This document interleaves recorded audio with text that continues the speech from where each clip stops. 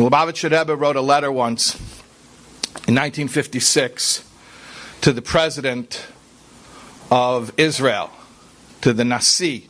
They have the Rosh HaMemshalah, the prime minister, and they have the Nasi. Nasi, I would say in my accent.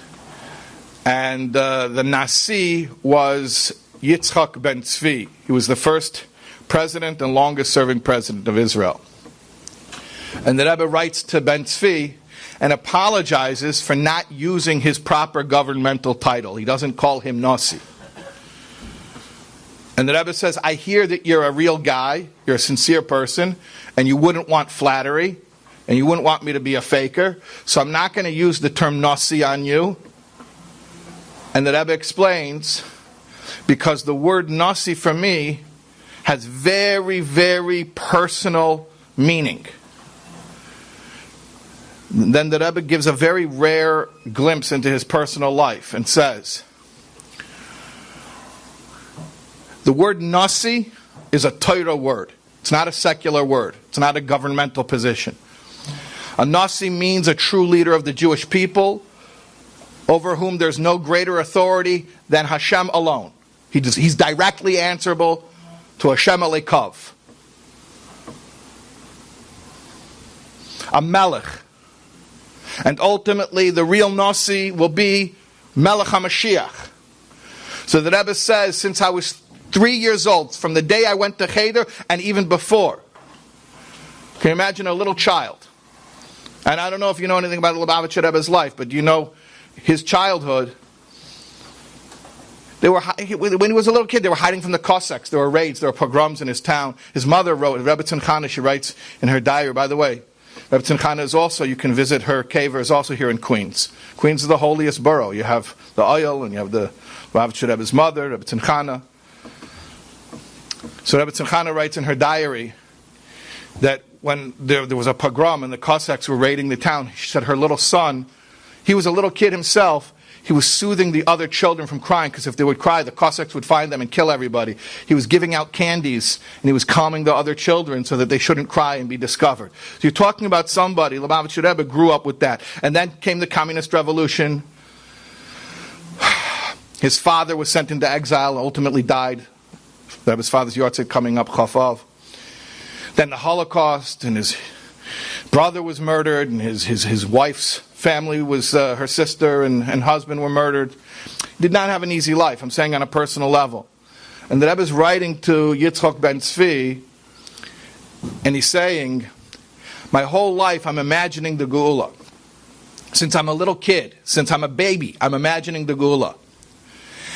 And this word Nasi has a very specific connection to Geulah, because Nasi really means Melech HaMashiach. And I just can't use that word to talk about a secular governmental title. The Rebbe says, do you know what it means when Geulah comes?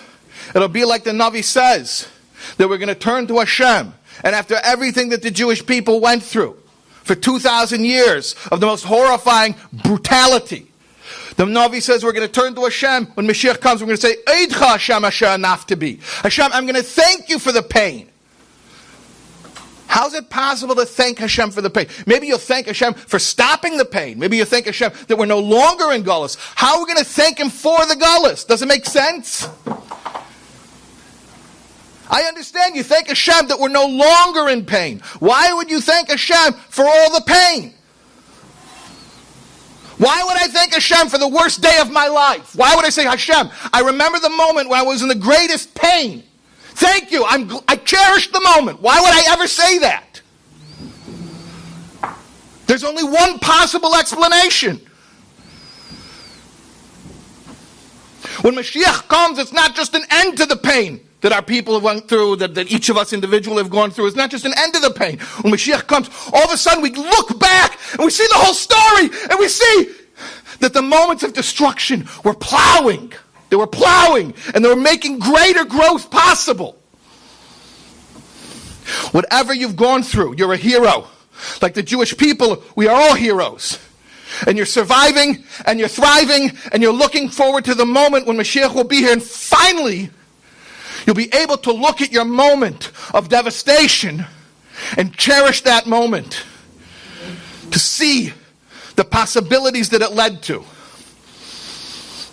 I'll only say one other thing, which is, I told you already, it's very awkward for a Yid on Tisha B'Av because we are not built for Gullus. We're built for Geulah. Gullus is not a home for a Yid. Literally, it's not. We're not home. We're not at home in Gullus. We don't know how to. Eibishter, we don't know how to deal with Tisha B'Av. It's not a normal day. Give us some normalcy.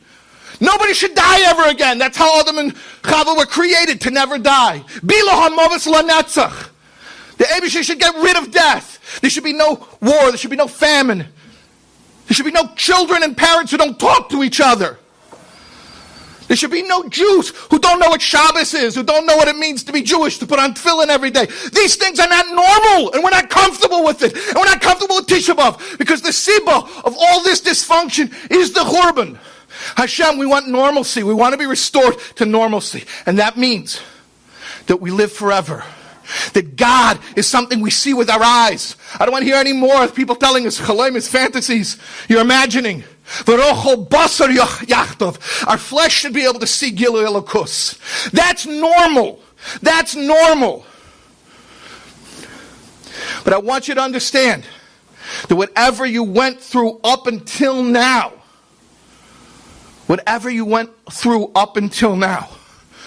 not only is it coming to an end very soon, and the comfort is coming, but it's a double comfort.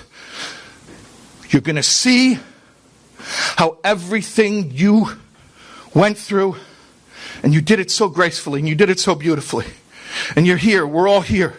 Everything we went through gave us the ability to see Hashem with greater clarity.